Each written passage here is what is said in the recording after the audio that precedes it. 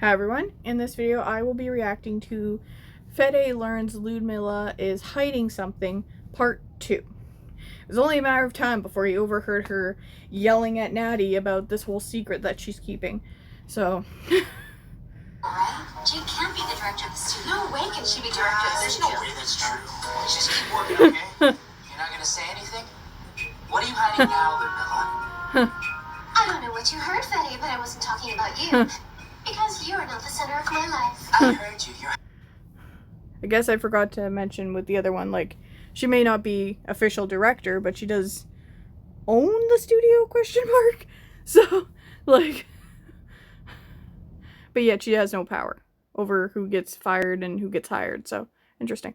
Alright, I'm gonna go back and now actually react to the clip. Not possible, right? She can't be the director of the studio. No way can she be director of the There's studio. no way that's true. Let's just keep working, okay? You're not gonna say anything?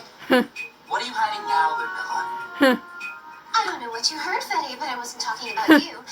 Because you're not the center of my life. I heard you. You're hiding something. But you know what? I don't care. I don't care about what you're plotting now. That reaction says a lot, saying that, yeah, you're right, I am hiding something. So, like, you think she'd be better by this point at hiding her emotions, but I'm not faulting her for not being able to hide her emotions. But it's like, that expression should tell you everything you need to know, Federico, there. I don't want to be part of your lies. This is all your fault. Well, you're not. She's still lying to you. It's not like she's brought you in and said, hey, I'm making you jealous by, you know, working with Philippe. No. Like, you're not a part of any of her lies. You're the one she's lying to. You're not a part of the lie itself. Natty's a part of the lie. Like...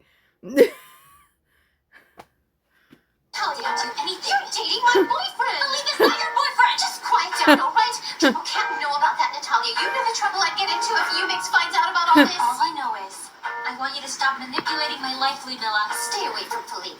You stay. I so appreciate that Natty has a backbone in this season. She did not have that much of a backbone in the first season, so love that character growth.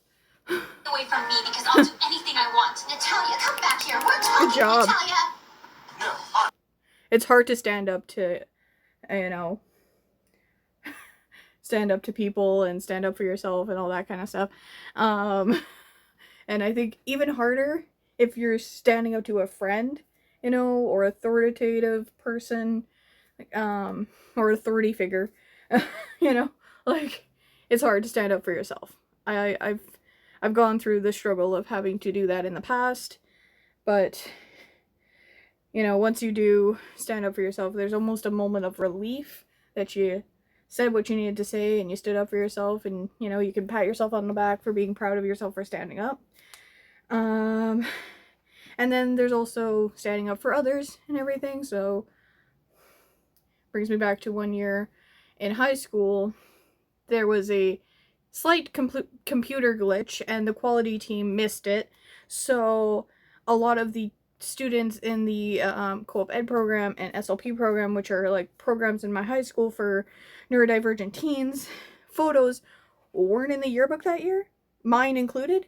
And so me and a friend of mine who was also affected by that whole thing went up and said something like, hey, our pictures are not in the yearbook, and so is a lot of our other peers from this program. And because our school strives to be an inclusive school and they don't want it to look like disability discrimination, they got on that right away and they tried to figure out what the problem was.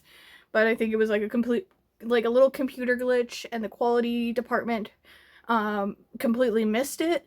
And so from that year on, we had a separate insert in the yearbook of all the co-op ed kids and SLP kids, which are all students of differing disabilities and autisms and that kind of thing. So, like, it can be hard to stand up for yourself, but it is worth it most of the time to, you know, stand up for yourself. Most of the time. Just, you know, you want to judge the situation, you know, kind of thing. But in that case, yeah, I think it was a better decision to stand up for myself and my friends and stuff.